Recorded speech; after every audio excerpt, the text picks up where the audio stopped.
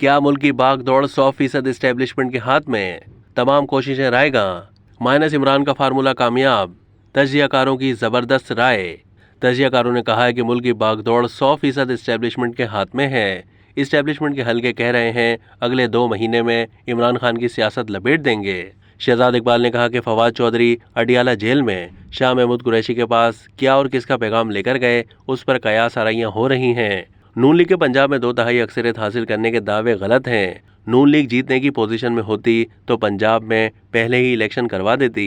PTI की मकबूलियत की वजह से नून लीग इस वक्त पंजाब में इलेक्शन नहीं करवाना चाहती। काफ लीग को दोबारा फाल करने की कोशिश की जा रही है। काफ लीग, जहांगीर तरीन ग्रुप और पीपल्स पार्टी पंजाब में पीटीआई के लोगों को शामिल करने की कोशिश कर रही हैं। इसके अलावा माइनस इमरान खान पीटीआई की बात भी चल रही है।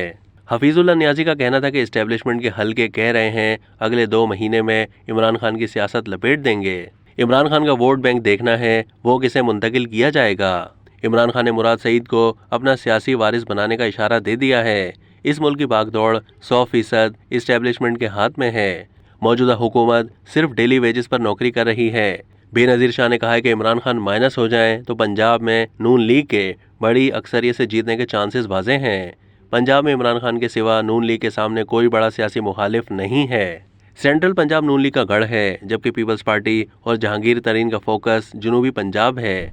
अगले इलेक्शन के बाद वफाक में हुकूमत बनाने के लिए नून लीग और पीपल्स पार्टी में लड़ाई होगी।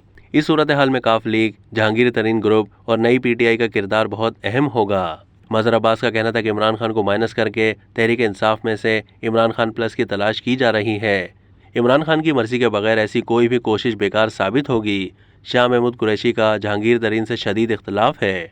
यूसुफ रजा गिलानी उनकी पीपल्स पार्टी में शमूलियत में रुकावट हैं, जबकि काफ लीग में वो नहीं जा सकते। शाह महमूद कुरैशी के पास पीटीआई के सिवा कोई रास्ता नहीं है। फवाद चौधरी और असद उमर के जरिए इमरान खान को सियासत से अलहदगी पर राजी करने की कोशिश हो रही है।